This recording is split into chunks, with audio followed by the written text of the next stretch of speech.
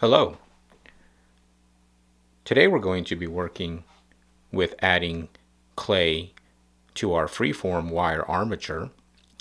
And you can see I have mine ready to go. I have mine on a platform that spins to provide you a better view of the making process and the modeling process. If you don't have that, or a spinning armature or a lazy Susan of some sort, go ahead and be sure to walk around and to continuously spin your form so you can really work in the three dimension, meaning that we are seeing the shadows and the application of the clay that we are going to be using from all angles, and that you are observing the sculpture in the round. Remember that we are working in the three dimension, so you have to move in the three dimension with your sculpture, especially if you're using one light source.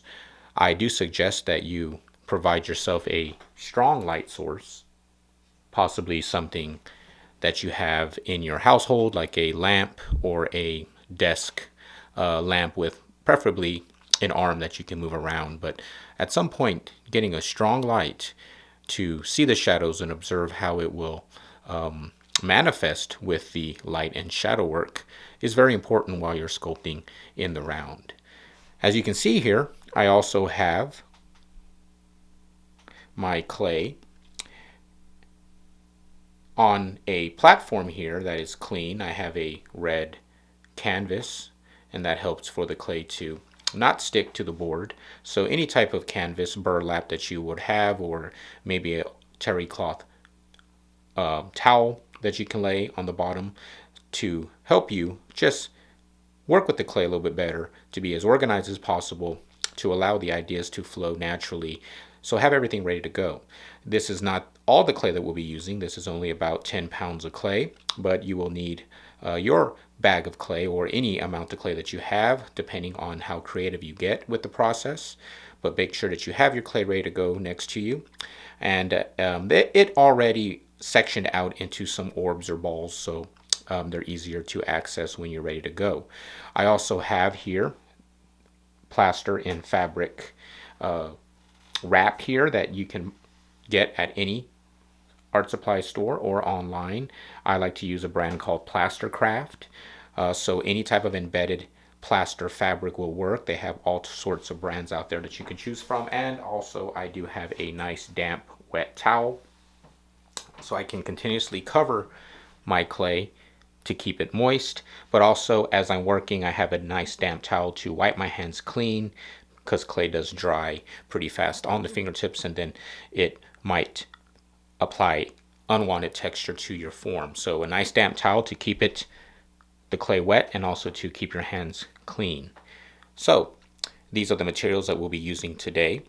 Again, what we are doing is defining some form on our armature to make sure that we can begin to create something interesting. Now remember that the armature process that we have discussed before is changeable, meaning that you can definitely alter the wire, attach more wire, but as long as you are adding more plaster and fabric to the wire, just like so, the clay that we are using can grab and will not fall off as we are applying. So we are ready to get started. So let's go. One thing that is a good idea to do first is to grab a wire of some sort. What I have here is a wire tool that is used for a lot of pottery processes, but what we could use it for is to section up our clay, and that'll allow us to grab the clay in sizes that we want instead of just kind of tearing it off of the ball of clay. So it's good to do this first, so I'm just going to do some slices into a grid.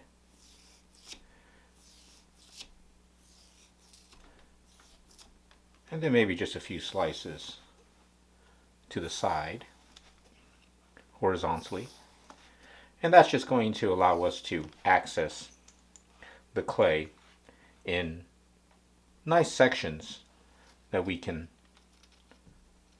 grab parts and work with parts, and just allow a more systematic way of adding clay. Now again, remember, it doesn't matter what type of clay that you have, but whether you have a low fire terracotta or high fire stoneware, or even white porcelain, because we are just modeling. We are not going to be firing these pieces, but we will be making them stable with the plaster wrapping. So any type of clay works. So let's go ahead and section out your ball of clay so we can access some nice parts while we're applying, and it just helps the flow. Instead of grabbing random amounts while we're adding, you have more of a system when applying the clay. So before we get started with adding clay to our armature, first thing to do is take a good look at what we have and start to envision with your imagination ways that we can add mass, ways that we can enhance or work with the existing negative space that we have, and also where are areas that we can add line. If I were to add more wire, where would I add it? Would I add more verticality to it? Would I add more mass or line going horizontal, widening the form? But those are all things that you want to consider before we start. Other things to consider is the feet that we've applied with the screw and the wire wrapped around the screw. We're not going to do much work down there because we at some point are going to want to remove the sculpture off of the working base. So be sure to be prepared at some point to excavate with maybe a razor, maybe a pocket knife, the screw, so we can take out that screw from the board and separate the sculpture from the base. But that's after we've applied clay and more plaster to stabilize the sculpture and of course to form it out the way that we want to. Now, working with sculpture like this is very intuitive. You have your material, you have your clay, you have your towel ready to treat the surface and to clean your hands. So first thing to do is really just to start anywhere. Start in the area that you feel the most comfortable with. Start in the area that you are sure that, if I make this first step, this first decision, it's not going to really affect the structure. Meaning if I add clay up here, since this is still just wire and one layer, I haven't added any more to create more of a support structure. So I don't want to add any clay at the top, potentially creating some collapsing. So, a good beginning point, if you don't already have an idea, is from the bottom up. Get the material to support the structure before we get into really adding some form. So there's a lot of prep work that happens, obviously, when you deal with sculpture like this. So what I'm going to do is just simply, start grabbing some pieces from my clay that I sectioned out. And I'm going to start off with this larger, strongest foot first. So I'm kind of, already making a decision that this line here is the strongest foot. So I'm going to go ahead and just start adding clay to that structure. Now again, the best way to sculpt and to make any type of art is to understand that your body, your physicality, is playing a role. So I would recommend you standing up. I would recommend you trying to grab a table or a platform, raise it to a good height. This particular stand here is about at my rib cage chest. The sculpture here is really equivalent to my neck and my shoulder height. So it's pretty high, but that's going to give me the most comfortable positioning. So everything can be in harmony. My positioning, where my eye is angled towards the sculpture. So all the things that we're going to need to understand while you're starting to model and getting more of a process or a system developed to really give your creativity, your physicality, and everything you need to make interesting sculpture. Give it all attention. So while we are working, there's nothing discomforting us other than the process at hand and the decisions that we have to make. So, in other words, Make yourself comfortable. Give yourself the best position to begin to be creative. Now, you can see how I'm beginning to add some mass to that bottom. I'm going to go ahead and add a little bit more so I can prevent some shaking. Now again, you're going to start anywhere. You may start on in the center. I do not recommend, again, starting at the very top because of that weight. But you can see how I'm just beginning to form. And I'm really considering certain things like the teardrop shape. Now, you can see how this is having some mass at the bottom. It's creating a taper, almost a teardrop tail or a spiral tail. And I'm going to, probably emphasize those forms over and over again.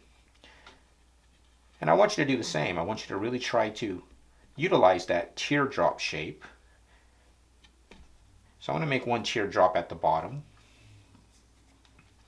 and see where I can add another teardrop form after I've applied this.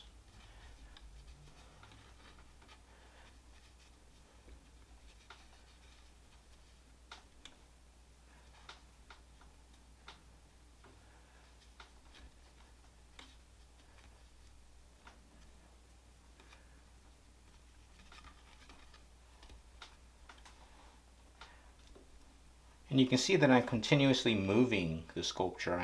I'm always either moving the platform, I'm spinning it, or if you don't have a platform, you are continuously moving your head around that sculpture to constantly provide yourself different angles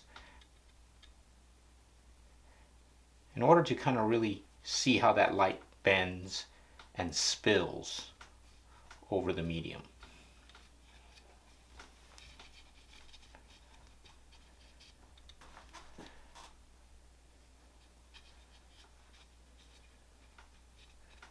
You can see how I'm also reaching down and I'm wiping my hands on my damp towel here, and that's providing me a lot more of a smoother way of moving that material. So you have to do that quite a bit. But I want you, as you are forming, I want you to at the same time treat the surface. Now we're going to go back and treat that surface more and more as we sculpt. But already start to treat it. So we already have some decisions made or some experience with this particular surface. So as we move along, it's part of the decision making.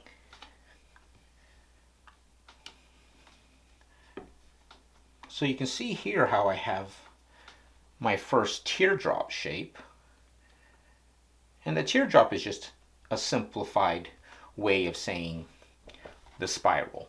It's basically, or in its element, in its basic principle, the spiral. Only part of the spiral, but, and you can see here how I've created a teardrop shape. I have a mass at the bottom pointing to a tail, already kind of creating some interesting shadow and of course some mass, right? And the teardrop shaping and using that system prevents you from adding too much mass in a certain area or in different areas, because you're always considering the taper. You're always considering your mass to eventually slope into a thinner area, and that helps you again not apply too much mass or too much clay too fast. So always be sure to step back and look at the shadows. Either spin your sculpture in a strong light or walk around it and see how that movement of the shadows affects some of the surfacing and overall shape of what you're working with. But it's very important to, at all times, notice light and notice how light spills over your form with anything that you do as a sculptor, whether you're working with fabrics, whether you're working with clay, plaster, wood. It is the light that is showing us what to edit out and what to add and where the eye is being led through the form, through the pattern, through the shape, and overall through your ideas. Now I'm going to be doing a little more work on my teardrop shape here. So a little zoom in here, and as you can see, I don't have any tools yet. We are going to be using some of your modeling tools, but I think it's important to always see how far you can take it with your hands and your fingers. So I'm going to try to round out this teardrop shape here to get that nice bulbous kind of form. And of course, begin to taper that tail out a little bit more, just to give you a better example or a close-up example of the teardrop shape form that I am suggesting that you work with.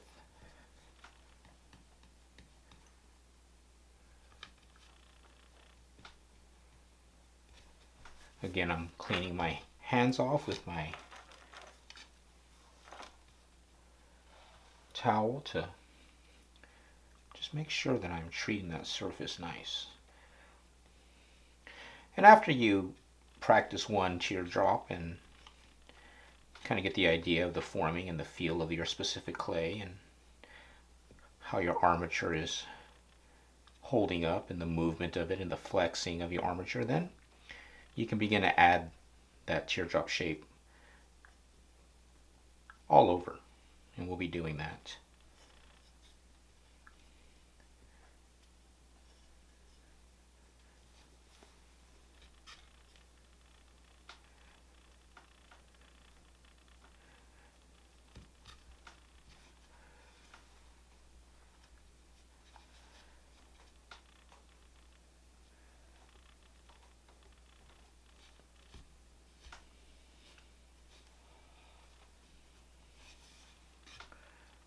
I'm pretty happy with that right now. So I'm going to go ahead and continue on with the next shape. So I'm going to go ahead and start with this area here and do basically the same thing. Teardrop shape, thick part here going up and trying to start to merge maybe a little more height. So what I'm doing now is going to roll an orb. And with that orb, you see it's a little larger than what I previously had started. I'm going to go ahead and place that orb down here so I can already get a solid mass at the bottom and make kind of a cone shape, somewhat of a teardrop shape. Add that down here, and you see how eventually you can move pretty fast after you get a few first stages in.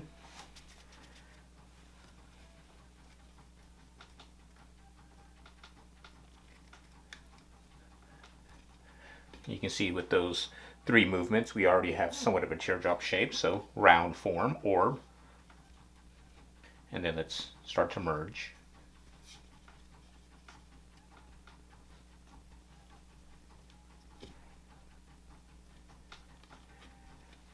Continuously making sure your hands stay pretty clean with your damp towel. Don't forget to move it. Work from all angles.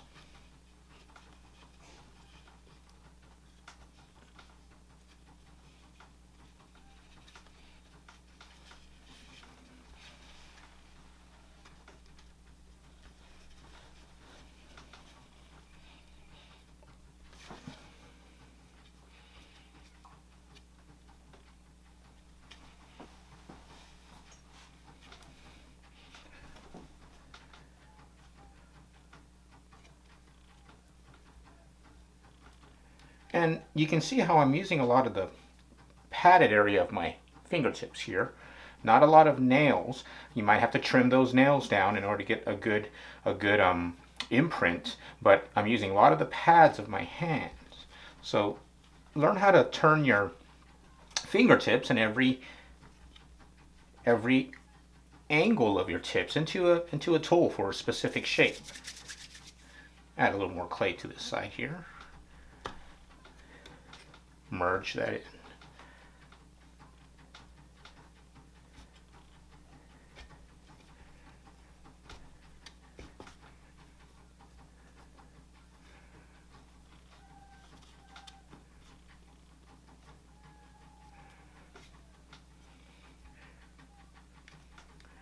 Again, working with that teardrop shape, just larger. Make sure you treat that surface again. At least pay somewhat attention to it. You're going to keep going back to work with that surface. But down here, I'm wiping my fingertips off on my towel.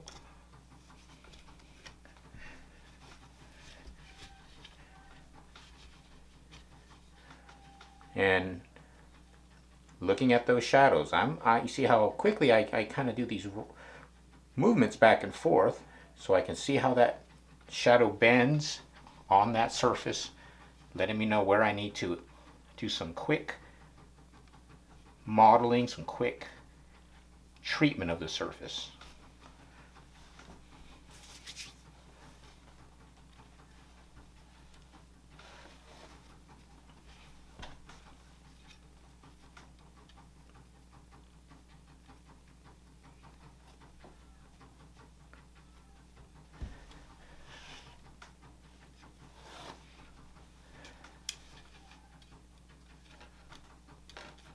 So you definitely will have to get physical with it. But if you've made a solid armature and you've crimped those wire segments like we did, and remember, we have the video of making this armature on the channel. So I go into good detail on how to use the wire and the plaster in order to build a strong armature. And as you can see now, I got my second teardrop shape formed out. What we would call a format of a shape, because it's the beginning of the shape. It's not completely defined yet, but you can see how it's formatted to the general shape.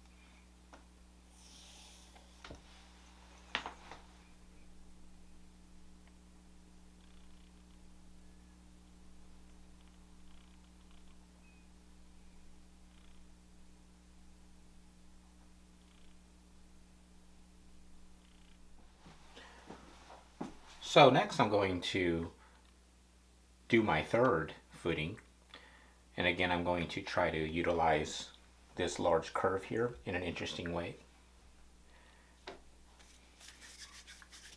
And again I'm using the same technique where I'm going to be doing an orb first, and I'm going to make this one larger, so you have three sizes of your teardrop shapes here.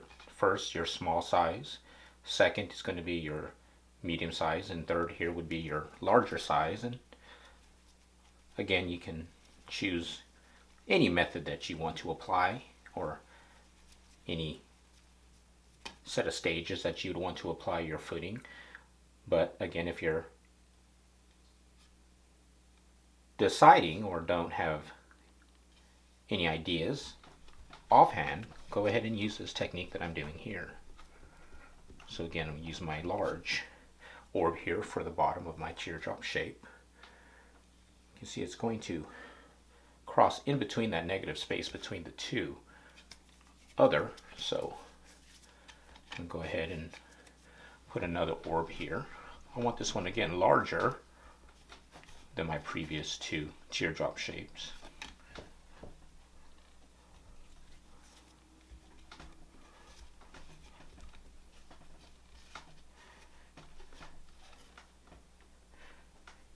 And you can see how a lot of thumb work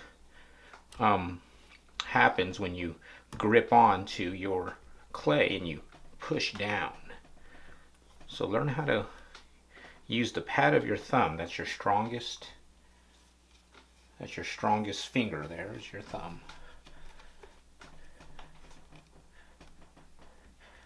And you can also see that it's a lot of compressing when you are forming and modeling clay or doing this first initial formatting. Remember, the overall general shape of your sculpture is the format. So with the format and applying clay to the armature, it's a lot of just compressing first. Okay, so I got a large form at the bottom that I'm enjoying. See, now let me see if I can taper that into a teardrop shape going vertically. Here we go.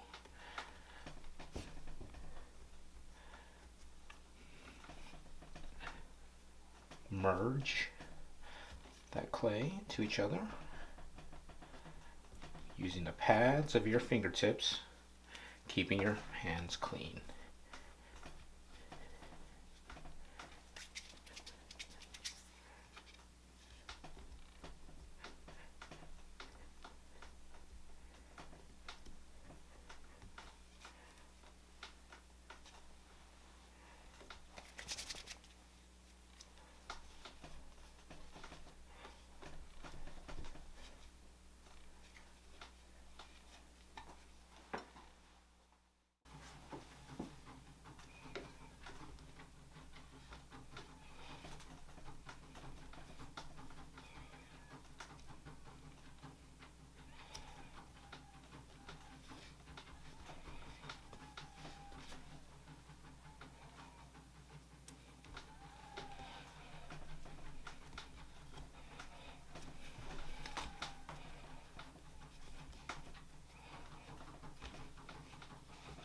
See how I'm just sliding, compressing and shaping at the same time. Cleaning my hands.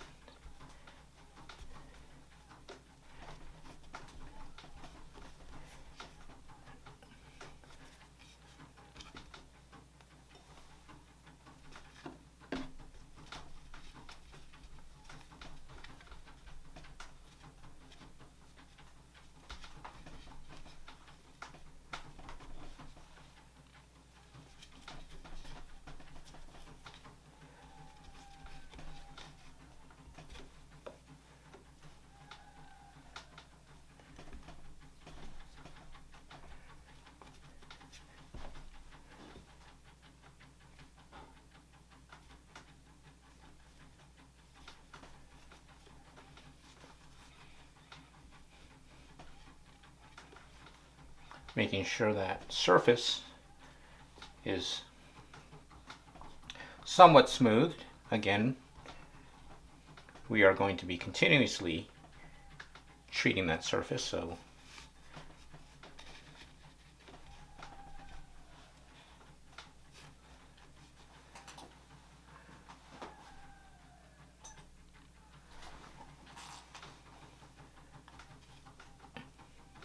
I'm pretty happy with what I have so far on that third teardrop shape.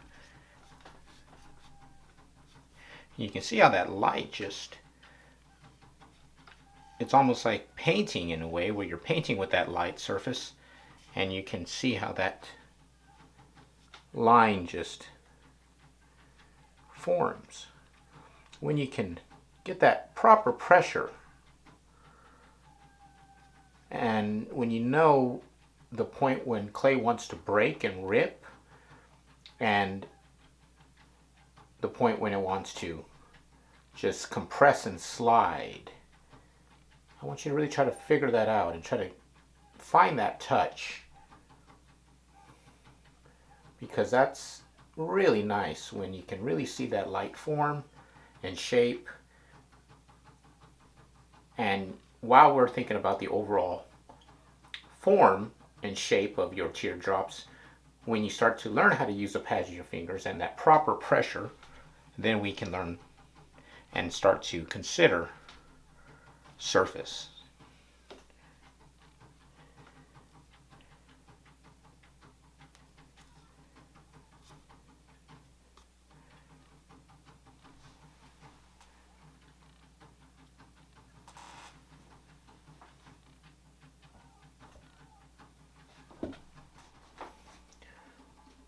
Okay, on my fourth line here, or my fourth step, and again, it all depends on your armature and how you've designed it, but I'm going to try to do the opposite direction of a teardrop shape and go larger form here down to a taper here. Start to switch it up a little bit.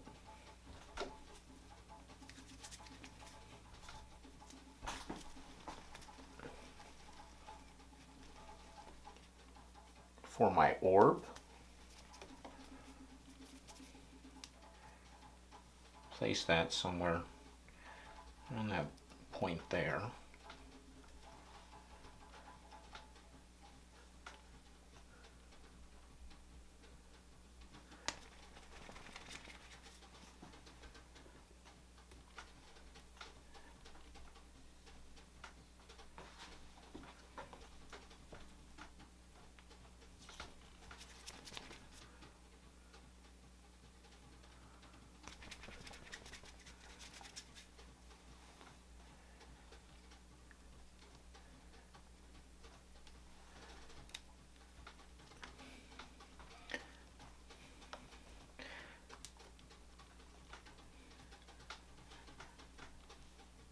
And also, you know, it's getting more structural and just stronger in a sense of the material that I'm putting on the clay, and it's giving it some more integrity. It's not moving as much, but still make sure that it is stable before you continue to kind of work in the midpoint down.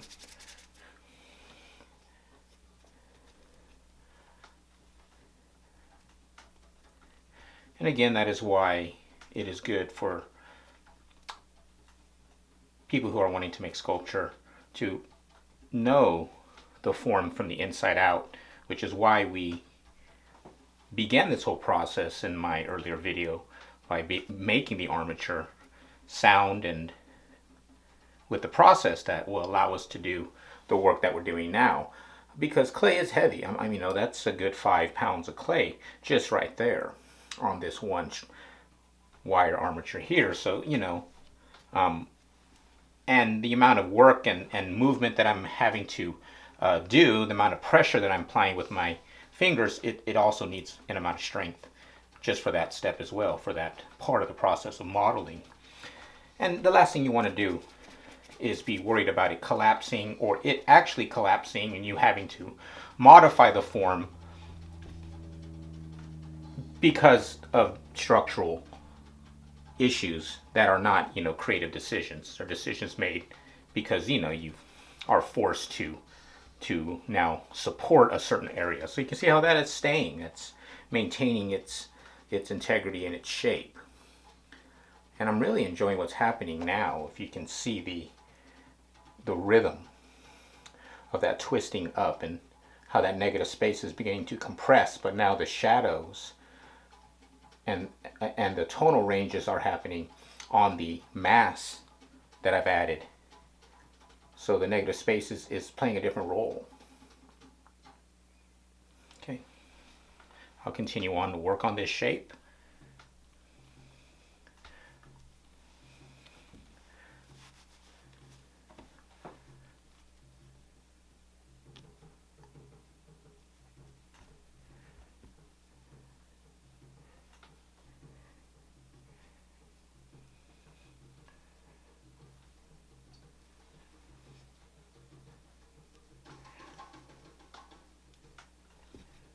Remember to use compression to shape.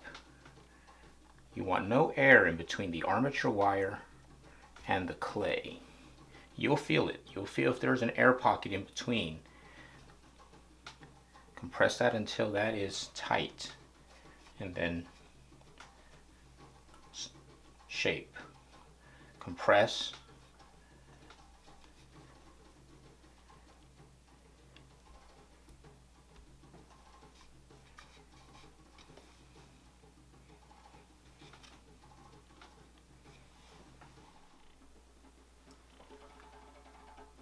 So when we get into some finer parts of the form, as you can see here, some of these segments, like right here, is a good example of, making sure that you are really compressing any type of negative space or air pocketing, because that's going to be a crucial part of your transitions from shape to shape. So think of your transitions and those segmented points when those forms or those teardrop shapes begin to meet. How are you going to deal with those?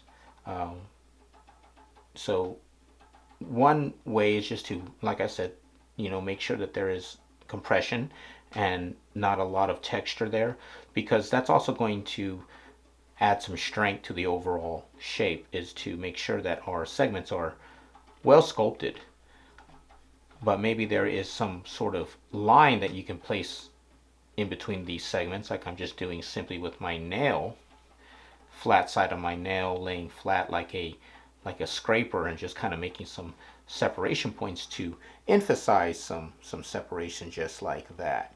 So just make sure that you're paying attention to the structure and the integrity of the sculpture, of the form, but also designing transitions from shape to shape.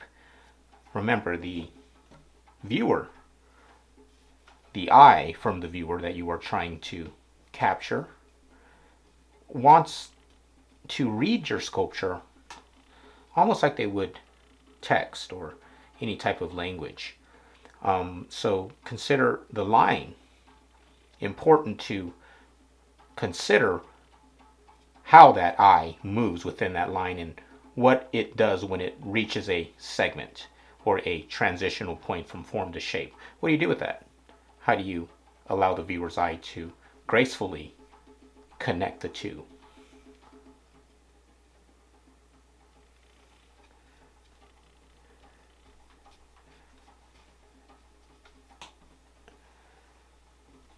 And you can see here where I've left some of my plaster exposed, because that's where my screw is. Remember, we're going to try to separate these off of the platform at some point, so make sure that you do not cover those with your sculpture or your form or your idea, because we have to alter that when we have to remove this from the board. So that's merely just a construction aspect there that will be removed when we are ready to take the sculpture off the board. So I'm working inside this area right here. You see, I can really need to kind of pay attention with my fingers that I'm not altering anything that I don't want, but again, compressing that segment.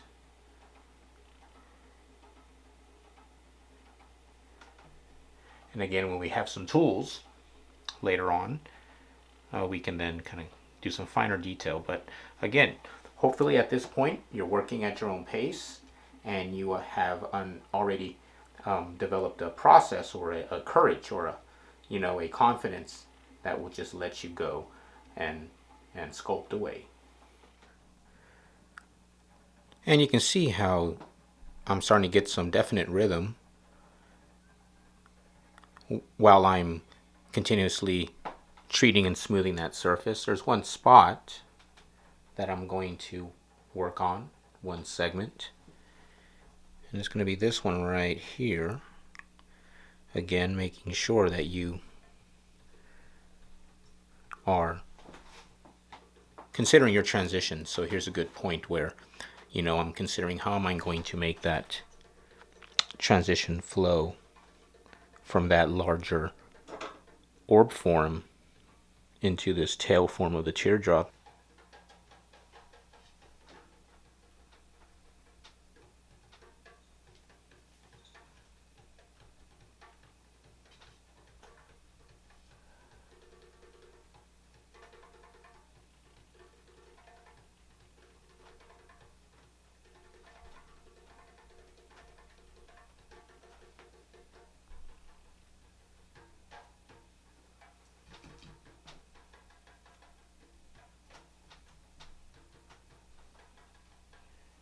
I'm going to try to curve this larger teardrop form into this tail form here.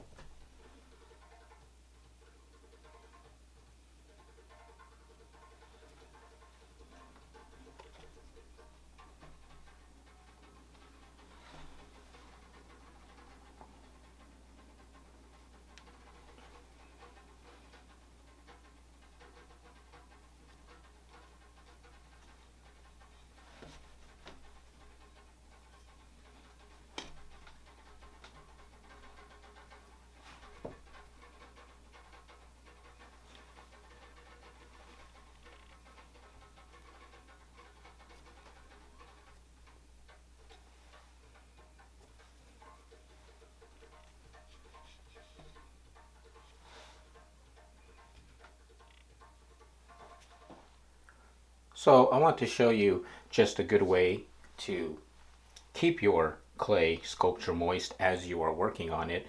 You see how all I've done is just draped a white terry cloth, cotton terry cloth over it. Make sure it's damp, and then you can just keep a plastic bag over that. But let's say that you're doing some fine detail work on a certain area.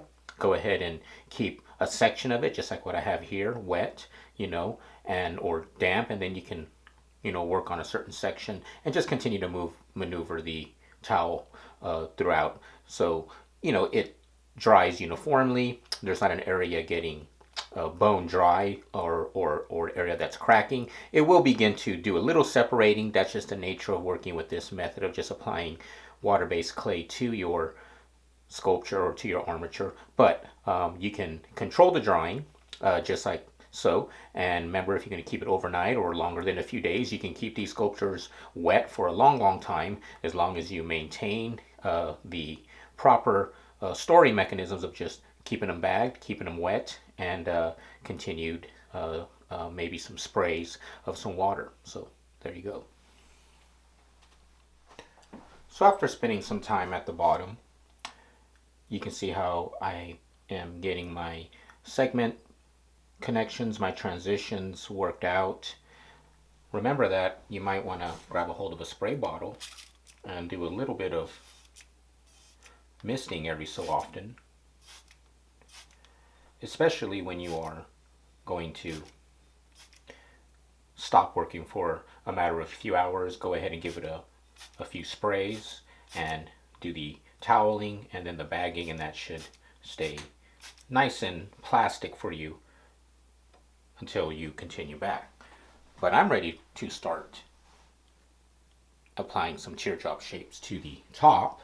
So let's go ahead and move in to the top area so I can proceed in adding some more shape and form. Now, what I'm going to do here is the same process, except smaller teardrop shapes. Now that I have some good construction of form at the bottom, I have a pretty solid structure now. It's not moving. So I feel confident now that any type of forms that I do at the top will stay up and won't collapse the rest of the shape. So here I go with my round form. I'm going to do 2 round forms at the top so I can really get a nice orb. I'm getting kind of a figurative shape. I'm thinking of a kind of a mother figure, you know, kind of crouching over with a nice robe or some sort of covering, abstracted of course, but definitely it's the vision that is coming to mind.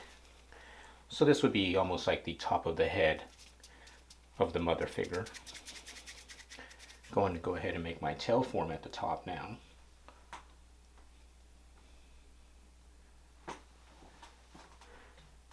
And continue working.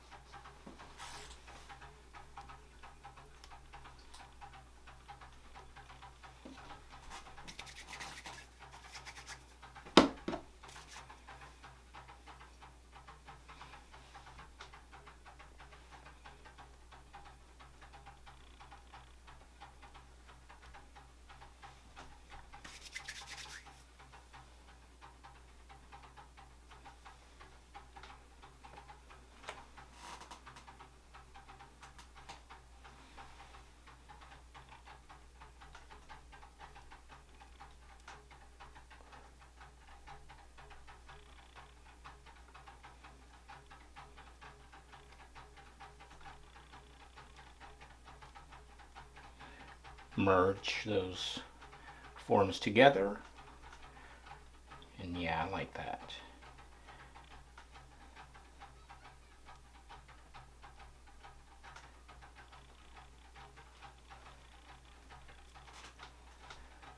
Be sure to work in the round. Remember to constantly turn that sculpture or walk around it.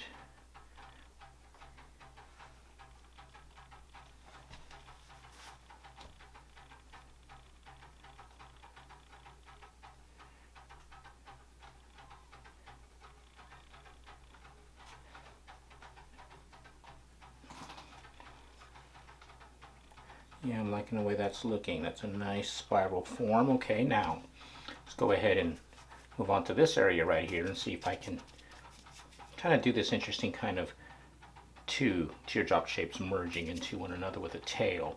Thin tail form, but let me get this orb form going here.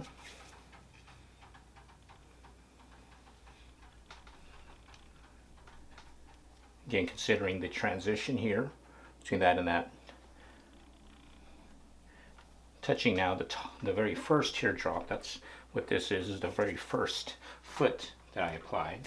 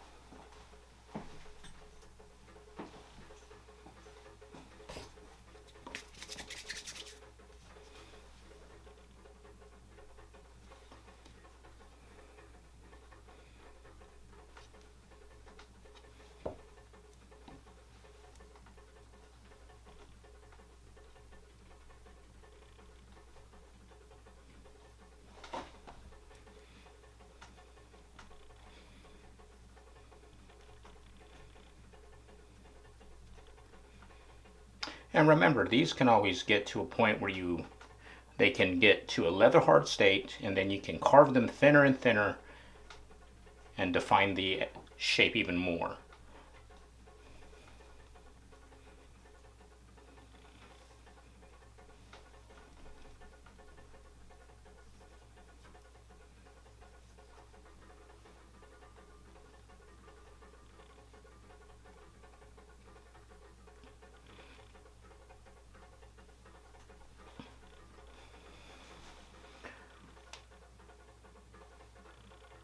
All right. Yes, I'm liking the way that's looking so far. Got some cleanup work to do on the inside, but eventually I will get there.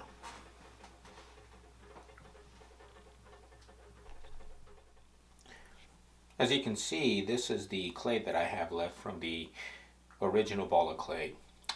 So pretty efficient. You can use as much clay as you want, but as you can see, that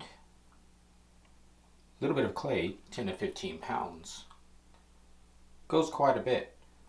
It does cover a lot of ground, especially when you're working with a lot of negative space. So let's take just a quick kind of brief look at it before we continue on. Again, always be sure to observe as you are sculpting in order to just pay attention to your ideas. And I can definitely see some figurative forms, like I mentioned earlier. As you can see, I'm trying to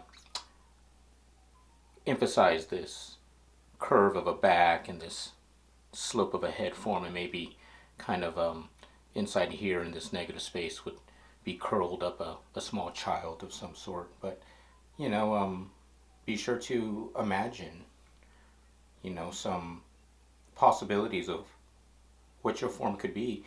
If not, then it is purely a observation of your subconscious thoughts and your formal investigations of clay and line and mass and surface.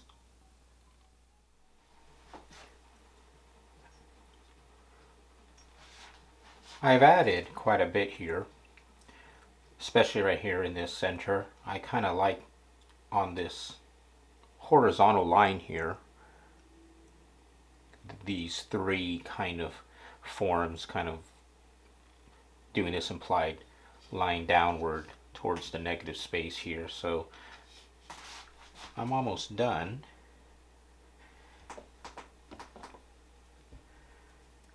Make sure I just completely cover the whole armature. So that's one thing that you're going to want to do, is make sure that the armature is completely covered. And of course, if you are experiencing any type of cracking,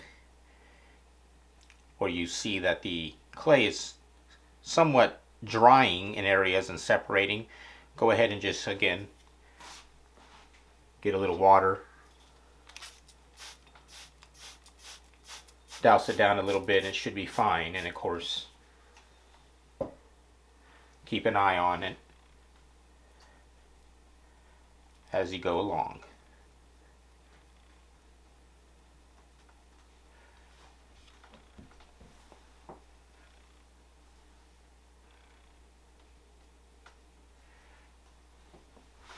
Paying attention to this negative space right here, and I'm going to want to make sure that I really clean that up, because that's a good focal point for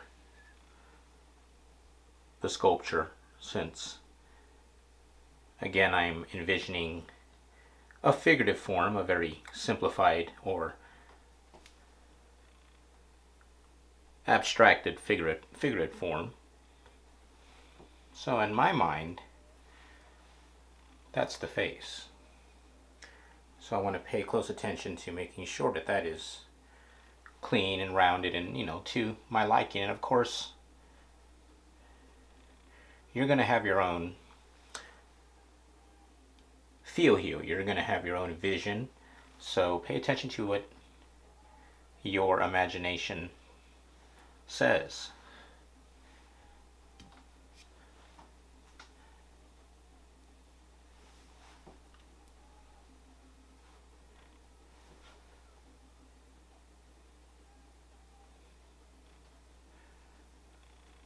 And as you can see, I'm almost done. I'm going to spend some time going through every bit of it and refining it down as much as I can, smoothing areas as much as I can to my liking, and then we'll move on to the final step.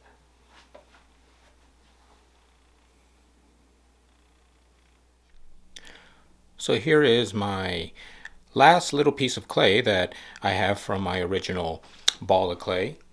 So I gotta figure out where I want to put that last small portion. But as you can see here, I am done with my form here. So you can see that I've gone over the whole surface, making sure that I've done my best to give everything a once over on smoothing, making sure my hands were a little bit damp, and of course spraying it down when I need to, and I'll go ahead and do that once more here. So you're going to continuously do this until you feel that you are done and you enjoy the form and the surface. I do really encourage you to take your time and to make sure that you have that light that you can shine directly onto the sculpture so you can see the form, see the shadow, and see how the light bounces off and, you know, creates the optical effects that we all enjoy to look at as humans when we look at natural movement and forms in nature, because they're all here. You know, we've utilized the teardrop shape, which is the universal shape of the spiral, and you can't go wrong when you use that formula, the spiral, because everything that we know, especially the human body, the figure, is based off of the teardrop shape, which is all based off the spiral. So make sure you continuously treat the surface to really understand what it takes to define a sculpture and define the form through process. So I hope you had a good time, and I hope you're having a good time, you know, coming up with ideas on your shapes, and more importantly, really investigating, you know, something so simple like shadows and gradients of tones on top of surfaces that, you know, you've created, and overall a sculpture and a form that's never existed before. Well, you've created something brand new.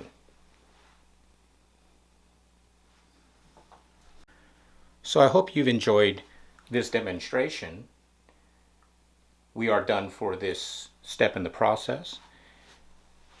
And what I would like you to do is to keep it leather hard, keep it bagged, keep a damp towel over it so we can come back and do the next step of the process, which would be in the next video that I will provide for you. So I do hope that you had fun creating three-dimensional freeform sculpture using an armature, using water-based clay, and utilizing the teardrop shape to create dynamic movement and create very interesting negative space, and ultimately to be at peace of mind while sculpting and making art. I do hope you enjoy your sculpture. I hope you enjoy creating sculpture, and I appreciate everybody, and I look forward to seeing the artwork that you will be making. Thank you.